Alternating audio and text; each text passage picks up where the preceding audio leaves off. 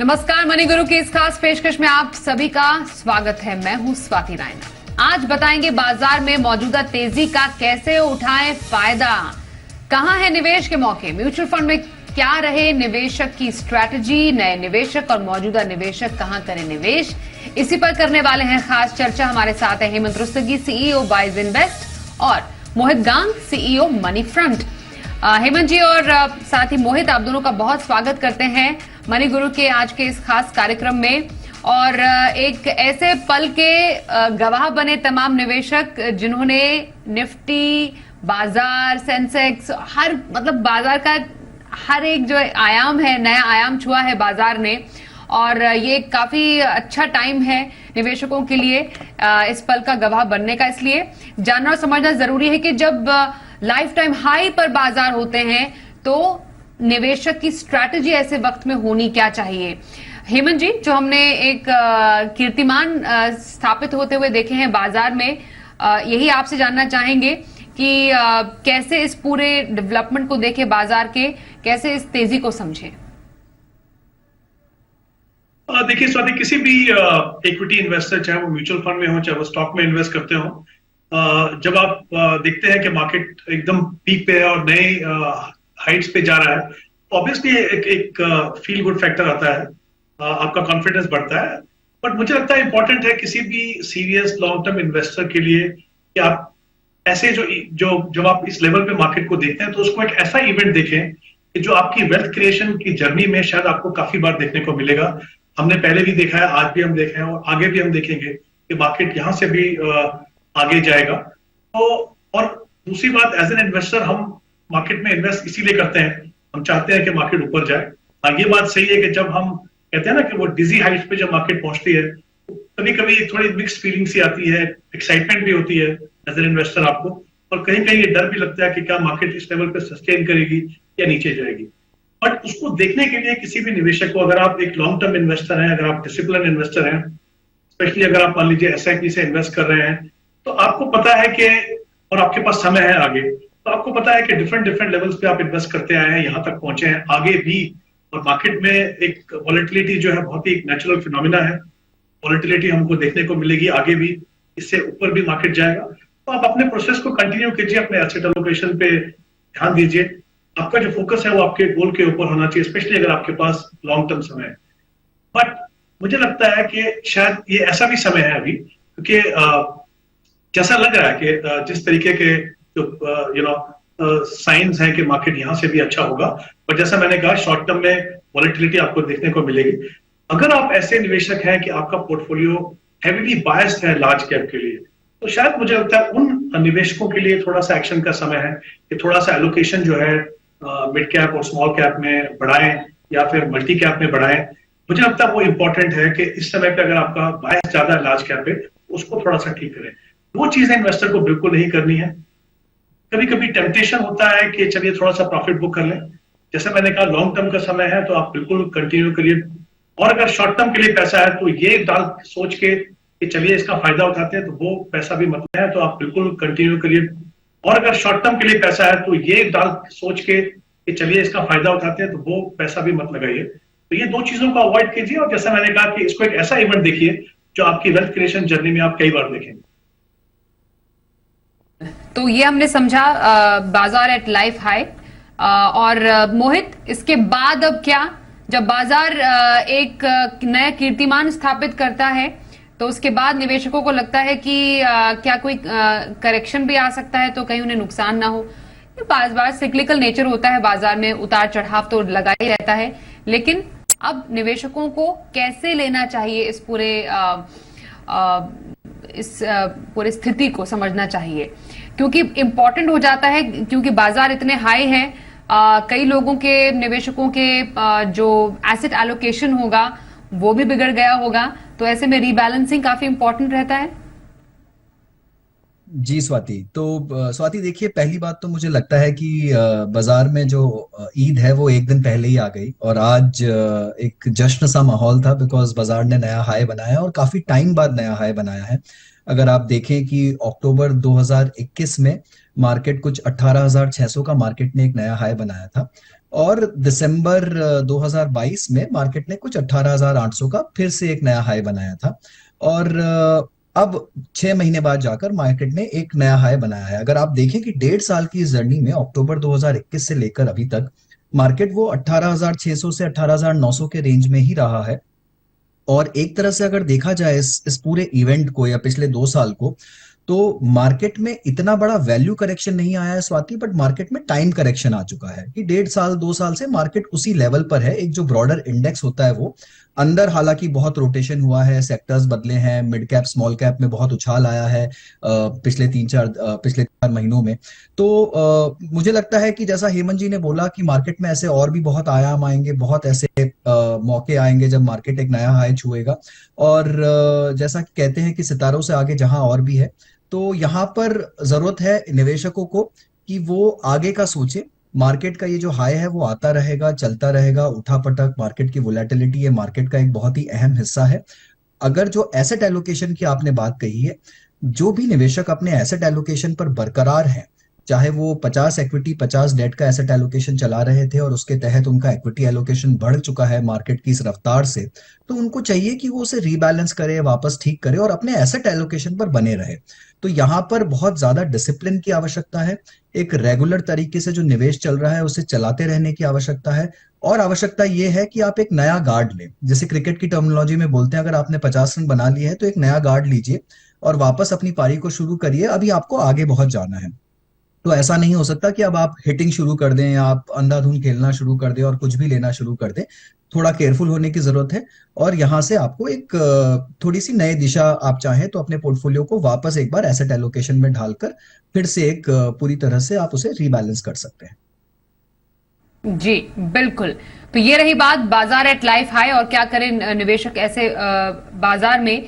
In fact जब हम पिछले कुछ समय से बाजार को हमने स्टडी भी किया है हेमंत जी, तो हमने देखा है बाजार में ही स्पेशली जो अलग अलग कैटेगरीज रही हैं, लार्ज, मिड और स्मॉल कैप की यहाँ पर ज्यादा हम चर्चा कर रहे हैं। इसमें स्मॉल कैप और मिड कैप में हमने काफी ज्यादा निवेश आता देखा है लार्ज कैप के मुकाबले। एम्फी का भी डेटा है जो कि कहता है कि स्मॉल कैप और मिड कैप में लोगों का भरोसा बढ़ा है, लार्ज कैप में निवेश घटा है। क्या बड़ी वजह आपको नजर आ रही है हेमंत जी इसके पीछे? इसके 2-3 कारण हैं। जैसे मोहित ने कहा कि पिछले 15-16 महीने में मार्केट अगर हम देखें तो उसी रेंज में है। सेक्टर्स में, डिफरेंट सेगमेंट में एक्शन डेफिनेटली देखने को मिला। ये जो हम देख रहे हैं पिछले कुछ महीने से कि जो पैसा मिड कैप और स्मॉल कैप में आ रहा है, उसके 2 कारण हैं। एक तो अभी किसी भी आप नॉर्मल इन्वेस्टर का पोर्टफोलियो देखिए तो आपको दिखेगा, जैसे मैंने पहले भी कहा, कि वो कहीं ना कहीं लार्ज कैप के लिए बायस होता है, क्योंकि ऐसा समय था पहले। हालांकि अगर आप 2021 में जाएं तो हमने देखा था कि उस साल में मिड कैप स्मॉल कैप की परफॉर्मेंस काफी अच्छी थी। इनफैक्ट लार्ज कैप के भी रिटर्न्स काफी अच्छे थे। उसके बाद से ज्यादा कुछ एक्शन नहीं हुआ। तो जहां जहां पे इन्वेस्टर्स को लगता है कि उनका ऑलरेडी एक्सपोजर लार्ज कैप में बहुत ज्यादा है, और वहां पे क्योंकि थोड़ा सा वैल्यूएशंस का भी इशू था, तो उस कारण से कहीं ना कहीं इन्वेस्टर्स का रुझान जो है वो मिड कैप और स्मॉल कैप के ऊपर आया। इंपॉर्टेंट चीज हमें ये देखनी है कि जब हम स्पेशली मिड कैप की बात करें तो हम बात कर रहे हैं उन कंपनीज की जो 101 से लेकर 250 companies in terms of market cap. तो ये एक जो यूनिवर्स है मिड कैप्स का, ये काफी क्वालिटी कंपनीज हैं और इनमें लिक्विडिटी भी पहले से काफी ज्यादा है, अच्छे रिटर्न दिए हैं। और स्मॉल कैप में भी देखें तो बड़ा यूनिवर्स है। और क्या होता है कि अब हम क्या देख रहे हैं आगे जाके कि हमारे यहाँ पे जैसे बात हो रही है कि हमारी जो इकोनॉमी है वो फास्टेस्ट ग्रोइंग इकोनॉमी है, और अगले 2 साल 3 साल तक शायद it's going to be like fastest growing economy. उसके बाद हमारे देश में हम देख रहे हैं कि इन्फ्लेशन में काफी कुछ कंट्रोल आया है। हम बात कर रहे हैं या 2-3 क्वार्टर के बाद इंटरेस्ट रेट कट की बात कर रहे हैं। तो ये जो इमर्जिंग सिनेरियो है, जो हमें साइंस दिख रहे हैं, ऐसे में तो मिड कैप और स्मॉल कैप की परफॉर्मेंस काफी अच्छी रहती है हिस्टोरिकली, और आई एम श्योर आगे भी रहेगी। तो जब इन्वेस्टर्स को लगता है कि एक उनके पोर्टफोलियो में स्कोप है, तो हम रीबैलेंसिंग की बात करते हैं। तो रीबैलेंसिंग सिर्फ एसेट एलोकेशन में नहीं करना पड़ता, आपको जो एक्सपोजर है डिफरेंट सेगमेंट्स का मार्केट में, वहां पे भी आपको रीबैलेंस करने की जरूरत है। आई थिंक मुझे लगता है कुछ हद तक वो रीबैलेंसिंग हो रही है।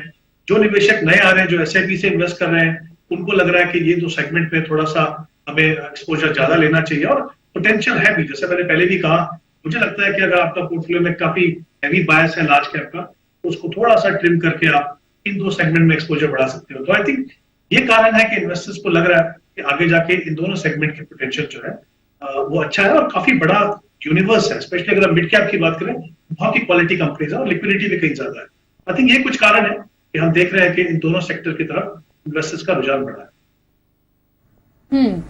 मोहित, क्या ये जो लार्ज कैप कैटेगरी के जो इन्वेस्टर हैं वो ऐसा लगता है क्या शिफ्ट हुए हैं towards mid cap and small cap? ऐसा लग रहा है जो हम लार्ज कैप में एक कम रुझान निवेशकों का देख रहे हैं, और जैसा कि रीजंस और वजहें भी बताई हेमंत जी ने कि मिड कैप और स्मॉल कैप जो कंपनीज हैं वहां पर क्यों एक अच्छा रुझान देखने को मिल रहा है, एक आकर्षण निवेशकों के प्रति देखने को मिल रहा है। तो क्या ये शिफ्टिंग है towards mid cap and small cap large cap investors की?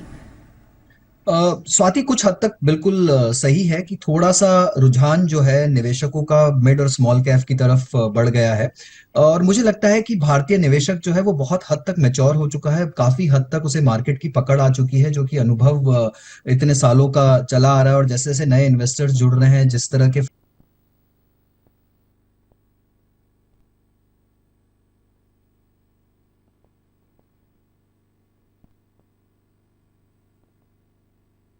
कि लार्ज कैप जो फंड्स हैं वो काफी हद तक इंडेक्स के रिटर्न ही दे पा रहे हैं, उन्हें इंडेक्स हगिंग परफॉर्मेंस ही आ रही है वहां से।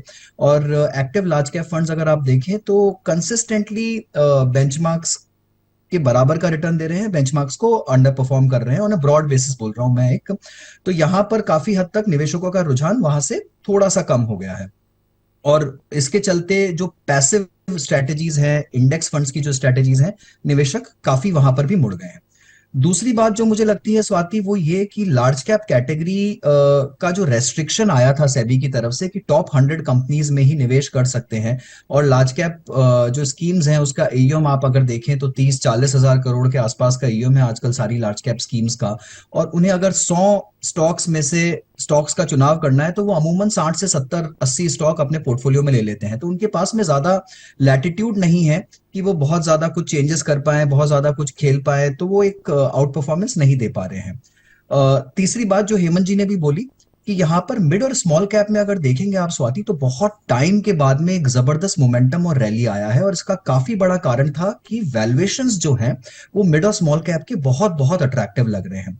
अगर आप लार्ज कैप से आज कंपेयर करें तो निफ्टी इंडेक्स जो है उसका वैल्यूएशन कुछ 21 टाइम्स चल रहा है, कुछ फॉरवर्ड मल्टीपल 21 से 22 टाइम के आसपास। और आप स्मॉल कैप 250 इंडेक्स को देखें तो उसका मल्टीपल उससे कम चल रहा है, वो 20 के आसपास का है। और जबकि स्मॉल कैप हिस्टोरिकली हमेशा लार्ज कैप के वैल्यूएशन के कंपेयर में बहुत ज्यादा प्रीमियम कमांड करता है। इवन मिड कैप इंडेक्स भी कुछ 26 टाइम्स फॉरवर्ड मल्टीपल पे चल रहा है। तो ये जो अर्निंग्स मल्टीपल है, जो वैल्यूएशन है, वो बहुत अट्रैक्टिव लग रहे हैं मिड और स्मॉल कैप कंपनीज में। और जिस तरह से भारत की अर्थव्यवस्था आगे बढ़ रही है, जिस तरह से इंफ्रास्ट्रक्चर में और अलग अलग क्षेत्रों में निवेश हो रहा है, जिस तरह से आप देखेंगे कि हमारी विकास की दर ऑलरेडी 6.5 पे है और हम फास्टेस्ट ग्रोइंग इकोनॉमी में हैं, हम दुनिया की तीसरी बड़ी जीडीपी के लिहाज से इकोनॉमी बनने जा रहे हैं अगले 1-2 साल में, आज हम 5वें नंबर पर हैं। तो वो जो सारे पैरामीटर्स होते हैं वो कहीं ना कहीं आई थिंक भारत के लिए एक अच्छा मिश्रण बनकर उभर रहे हैं। और इसमें जो छोटी कंपनीज हैं, जो मिड और स्मॉल क्षेत्र की कंपनीज हैं, वो उठकर बाहर आ रही हैं। जो इंफ्रास्ट्रक्चर की कंपनीज हैं, जो डिफेंस की कंपनीज हैं, जो थोड़े छोटे पीएसयूज थे जो अब तक छुपे हुए थे, उनका काफी रिस्ट्रक्चरिंग हो रहा है। तो इसके लिहाज से इन सेक्टरों में काफी खरीदारी देखने को मिल रही है। और यहाँ पर आई थिंक तजुर्बेकार निवेशक जो है वो धीरे धीरे अपना एलोकेशंस यहाँ पर बढ़ा रहे हैं, ये पूरी तरह से देखने में आ रहा है। पर जो एक पर्पस है हेमंत जी लार्ज कैप फंड का, क्योंकि हर एक कैटेगरी का एक पोर्टफोलियो में अपनी एक जगह होती है। हम जब कोर पोर्टफोलियो की बात करते हैं तो लार्ज कैप उसका एक बहुत अभिन्न अंग है, एक बहुत ही इंपॉर्टेंट एक फैक्टर है एक लार्ज कैप फंड का होना किसी भी पोर्टफोलियो में। उसको बदला तो नहीं जा सकता। तो आज के टाइम पे एलोकेशन कैसा है, क्योंकि अगर मिड कैप और स्मॉल कैप हैवी किसी का पोर्टफोलियो हो जाएगा तो बहुत ही रिस्की पोर्टफोलियो हो गया वो। तो बिल्कुल एग्री करता हूं। देखिए, पहली बात तो हमें समझने की जरूरत है कि equity as an asset class aggressive asset class है। और जैसा मैंने पहले भी कहा, यूजुअली कोई भी इन्वेस्टर है, स्पेशली अगर हम रिटेल इन्वेस्टर्स की बात करें, लॉन्ग टर्म में इन्वेस्ट कर रहे हैं, बहुत ज्यादा पोर्टफोलियो मॉनिटरिंग होता नहीं है, और कहीं ना कहीं वो बायस जरूरी है। उसमें कोई उसको डिनाई नहीं कर सकता कि लार्ज कैप के लिए बायस होना चाहिए पोर्टफोलियो में, बट कितना बायस, आई थिंक वो एक इंपॉर्टेंट फैक्टर है। दूसरा, आई थिंक जैसे मोहित ने भी कहा कि अगर आप देखें इधर लार्ज कैप तो थोड़ा सा शिफ्ट हुआ है may be passively manage fund की तरफ, बट जहां तक एलोकेशन का जो सवाल है लार्ज कैप में, वो डेफिनेटली एक बहुत ही इंटीग्रल पार्ट है किसी भी इन्वेस्टर के पोर्टफोलियो। क्योंकि अगर आप एक एग्रेसिव एसेट क्लास में अगर पोर्टफोलियो में थोड़ी सी स्टेबिलिटी चाहते हैं तो वहां पे लार्ज कैप एक इंपॉर्टेंट रोल प्ले करता है। लेकिन कभी कभी क्या होता है कि मार्केट में इस तरह का मूव है, कोई ऐसे पीरियड्स भी हमने देखे हैं पास में, बहुत ही नैरो मार्केट होता है तो लार्ज कैप आउट परफॉर्म करते हैं। तो ऐसा नहीं है कि आपको उसमें बहुत ज्यादा अपना जो एक्सपोजर है वो कम करना, लेकिन एज एन इन्वेस्टर जब आप इक्विटी मार्केट में इन्वेस्ट करते हो, चाहे म्यूचुअल फंड से करो या डायरेक्टली करो, आपका इंटेंट होना चाहिए कि जो सेगमेंट जहां पे आपको आगे जाके पोटेंशियल दिख रहा है उसमें, जैसा मैंने पहले भी कहा कि इंपॉर्टेंट है उसको भी आप रीबैलेंस करें। और ऐसा नहीं है कि अगर आप मान लीजिए पहले अगर आप मिड कैप में 10-15% थे, अगर आपने 5 या 10% बढ़ाया तो बहुत ज्यादा रिस्क बढ़ता नहीं है। क्योंकि जैसे मैंने कहा कि मिड कैप जो कंपनीज है वो भी बहुत ही क्वालिटी कंपनीज है। एक जमाने में कंसर्न हुआ करता है लिक्विडिटी का, अब क्योंकि हम बात कर रहे हैं 150 कंपनियों की, उसमें लिक्विडिटी का कोई इशू नहीं है। और हम दोनों सेगमेंट की अगर हम बात करें, चाहे मिड कैप हो चाहे स्मॉल कैप हो, इसलिए भी हम कह रहे हैं कि थोड़ा सा आप शिफ्ट कीजिए, क्योंकि उसमें जो इमर्जिंग सेक्टर्स हैं, चाहे वो इलेक्ट्रॉनिक मैन्युफैक्चरिंग है या जो सेक्टर्स अच्छा कर रहे हैं, ऑटो एंसिलरी देख लीजिए, स्पेशलिटी केमिकल देख लीजिए, या जो कंपनीज पीएलआई का जो बेनिफिशियरी है, वो काफी सारी कंपनी जो है वो मिड और स्मॉल कैप सेगमेंट में है। आई थिंक इंपॉर्टेंट है कि आप बहुत ज्यादा बदलाव नहीं कर रहे हैं, पर अगर आप 10-15% भी अगर आप शिफ्ट करते हैं तो उससे आपके पोर्टफोलियो को जिस तरह का मोमेंटम मिलना चाहिए वो मिलता है, और जो इमर्जिंग सिनेरियो है उसका फायदा उठा पाए। ओके, एक ब्रेक के लिए यहाँ पर रुकते हैं, आगे भी चर्चा को जारी रखेंगे, बने रहिए हमारे साथ।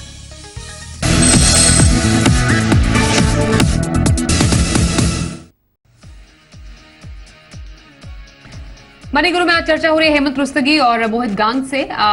मोहित, कुछ समय पहले आपने बताया कि लार्ज कैप और इंडेक्स फंड, मतलब ज्यादा फर्क हमने रिटर्न में पिछले कुछ समय में नहीं देखा है।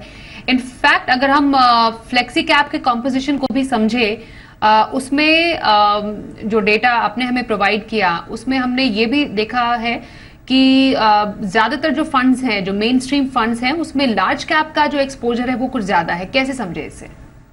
जी स्वाति, तो देखिए कुछ जो कारण मैं आपको बता रहा था कि लार्ज कैप कैटेगरी में इतना निवेश क्यों नहीं आ रहा। सबसे बड़ी बात तो यह है कि एक्टिव की बजाय निवेशक जो है वो लार्ज कैप में पैसिव को प्रेफर कर रहे हैं और वो इंडेक्स फंड में निवेश कर रहे हैं। और डेटा पूरी तरह से उससे सहमत है कि आप देखें अगर लास्ट 1 साल में जो निवेश इंडेक्स फंड्स में आया है वो बहुत जबरदस्त है। कुछ 67% वहां पर फोलियोज का इंक्रीज हुआ है इंडेक्स फंड्स में। दूसरी बात जो आपने बोली कि अगर किसी निवेशक को एक्टिव लार्ज कैप में पार्टिसिपेशन अगर चाहिए ही पोर्टफोलियो के तहत, और वो होना भी चाहिए जैसा हेमंत जी ने भी बोला, तो उसमें मेरा ये मानना है कि आपको एक्टिव लार्ज कैप फंड की बजाय एक्टिव फ्लेक्सी कैप फंड अपने पोर्टफोलियो में शामिल करने चाहिए। और उसकी सबसे बड़ी वजह यह है स्वाति कि आज की तारीख में अगर आप देखेंगे तो जितने भी फ्लेक्सी कैप फंड्स हैं उनका एयूएम बहुत ज्यादा बढ़ चुका है। और इतना बड़ा एयूएम होने के बाद उनका जो कंपोजिशन है फ्लेक्सी कैप में, फंड मैनेजर के पास में पूरी तरह से छूट रहती है कि वो कोई भी मार्केट कैपिटलाइजेशन में जा सकता है, बिल्कुल किसी भी हद तक जा सकता है। तो यहां पर अमूमन सारे ही फंड मैनेजर्स ने लार्ज कैप का जो प्रतिशत है वो 50 से लेकर 80% के बीच में रख रखा है, और बहुत ही छोटा एलोकेशन जो है वो मिड और स्मॉल कैप में जा रहा है। इनफैक्ट स्मॉल कैप तो ना के बराबर है। सारे ही फ्लेक्सी कैप आप उठा के देख लीजिए मार्केट में, शायद 2 से 5% आपको स्मॉल कैप मिलेगा, मिड कैप आपको कुछ 5 से 15% के बीच में मिलेगा, और लार्ज कैप आपको 55 से 80% के बीच में मिल जाएगा। तो एक तरह से जितनी भी फ्लेक्सी कैप स्कीम्स है मार्केट में वो सब लार्ज कैप के जैसे ही बिहेव कर रही है, लार्ज कैप के जैसा ही उनका एलोकेशन है। लार्ज कैप फंड भी 80% लार्ज कैप में डाल रहा होता है, और यहाँ पर फ्लेक्सी कैप फंड भी 70-75, 60-65% लार्ज कैप स्टॉक्स में डाल रहे हैं। तो कोई बहुत बड़ा डिफरेंस नहीं है। इनफैक्ट फ्लेक्सी कैप फंड्स का परफॉर्मेंस भी अगर आप देखें तो लार्ज कैप कैटेगरी के एवरेज परफॉर्मेंस से 1 या 2% ज्यादा चल रहा है ईयर ऑन ईयर। और ये पूरी तरह से दर्शाता है कि किसी को अगर लार्ज कैप का चाहिए पोर्टफोलियो में एलोकेशन, तो उसे लार्ज कैप की बजाय या तो फ्लेक्सी कैप में जाना चाहिए या फिर passive large cap index fund में जाना चाहिए। और इस बात से हम पूरी तरह से मेरी राय में यही ही सबसे अच्छी स्ट्रैटेजी है आज की तारीख में लार्ज कैप एलोकेशन बनाने।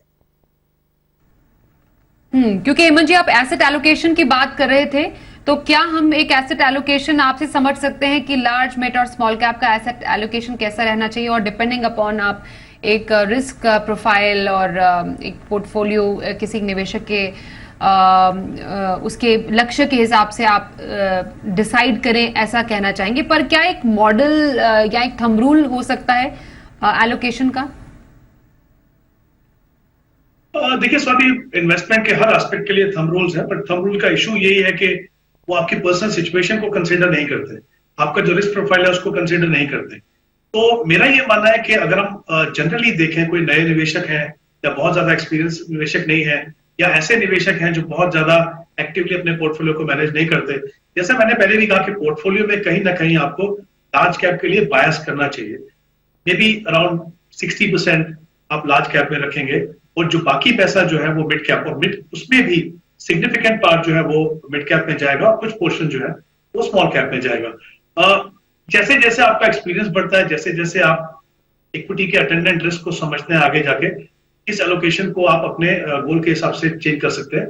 दूसरी बात, जब आप मान लीजिए किसी लंबे लॉन्ग टर्म के गोल जैसे रिटायरमेंट है, 20-25 साल दूर है, तब आप कर रहे हैं तो डेफिनेटली आपका जो एलोकेशन मिड और स्मॉल में ज्यादा हो सकता है। हमें ये मालूम है कि दोनों सेगमेंट जो है लार्ज कैप के मुकाबले में ज्यादा वॉलेटाइल है, लेकिन ये भी बात सही है कि उनमें जो कंपनीज हैं उनकी जो ग्रोथ रेट है वो लार्ज कैप से कहीं ज्यादा है। और उसमें अगर आप देखें, ऐसे बहुत सारे फंड्स हैं जहाँ पे काफी अच्छा हाई क्वालिटी पोर्टफोलियो है, over a period of time fund manager ने प्रूव किया है कि वो अच्छी परफॉर्मेंस कर सकते हैं। तो उस केसेस में अगर आप यंग हैं, आपका एलोकेशन ज्यादा हो सकता है। बट ब्रॉडली जैसा मैंने कहा कि आप बायस अगर आपको रखना है तो 60% आप लार्ज कैप में रखें और बाकी मिड और स्मॉल में रखें। अब वो कैसे करना है वो एक इंपॉर्टेंट एस्पेक्ट है। कभी कभी आपके लिए वो डिफिकल्ट होता है क्योंकि उसमें रीबैलेंसिंग करना है, आपको पता नहीं कि कौन सा फंड में किस तरीके से जाए। तो फिर वहां पे मुझे लगता है मल्टी कैप कैटेगरी जो है वो भी एक काफी अच्छे तरीके से कंट्रीब्यूट कर सकती है, क्योंकि उसमें ये कंडीशन है कि तीनों segment large cap, mid cap, small में 25% इन्वेस्ट करना, बाकी 25 जो है वो फंड मैनेजर की डिस्क्रिप्शन है कि वो कहाँ पे इन्वेस्ट करना चाहे। तो तरीके अलग हो सकते हैं, बट ब्रॉडली उतनी एलोकेशन आपको रखनी है। और जैसे हमने पहले रीबैलेंसिंग की भी बात की, जब तक आपका एलोकेशन एटलीस्ट 10 से 15% नहीं चेंज होता है, तब तक आप रीबैलेंसिंग को थोड़े टाइम आप छोड़ सकते हैं। लेकिन उससे ज्यादा अगर होता है तो फिर कहीं ना कहीं आपको रीबैलेंसिंग करने की जरूरत है। ओके, और आपका आखिरी जवाब मोहित, मुनाफे की कैटेगरी कौन सी हो सकती है? क्योंकि हम 3 कैटेगरीज की यहाँ पर बात कर सकते हैं, कर रहे हैं। स्वाति देखिए, मुझे लगता है कि आपको सारी ही कैटेगरी का एक अच्छा मिश्रण होना पोर्टफोलियो में बहुत जरूरी है। जहां तक लार्ज कैप का सवाल है, मैं हेमंत जी के साथ में पूरी तरह से क्या बोलता हूँ, सहमत हूँ कि लार्ज कैप का एलोकेशन सबसे ज्यादा होना चाहिए। बट मुझे लगता है लार्ज कैप की जगह इन्वेस्टर्स को एक पैसिव इंडेक्स फंड में जाना चाहिए या फिर फ्लेक्सी कैप कैटेगरी को बढ़ा देना चाहिए अपने पोर्टफोलियो में। और जहां तक मिड और स्मॉल कैप का सवाल है, ये एलोकेशन डेफिनेटली होना चाहिए। थोड़े निवेश की अवधि लंबी होनी चाहिए। ये बहुत ही वोलेटाइल कैटेगरीज हैं, हाई रिस्क कैटेगरीज हैं। यहाँ पर निवेशक को पूरी तरह से सोच समझकर अपने रिस्क की अच्छी तरह से अच्छी तरह से अपने रिस्क को समझकर ही इन कैटेगरीज में निवेश करना चाहिए। और जहां पर लग रहा है कि आप इन कैटेगरीज में स्टैंड अलोन रिस्क नहीं लेना चाहते, वहां आप मल्टी कैप को अपने पोर्टफोलियो में शामिल कर सकते हैं। बट अब समय आ गया है कि सभी निवेशकों को अपने पोर्टफोलियो में एक छोटा सा एलोकेशन लार्ज, स्मॉल या मल्टी कैप कैटेगरी को जरूर देना चाहिए। अपने लंबे अवधि के जो गोल्स हैं वो आसानी से आप पूरा कर पाएंगे अगर इन कैटेगरीज को आप अपने पोर्टफोलियो में एलोकेशन देंगे। जी बिल्कुल, धन्यवाद करेंगे मोहित और हेमंत जी, आप दोनों का ही हमारे साथ इस खास चर्चा में शामिल होने के लिए। मनी गुरु में आज के लिए बस इतना ही। वक्त एक ब्रेक का हो गया है। आप देखते रहिए जी बिजनेस।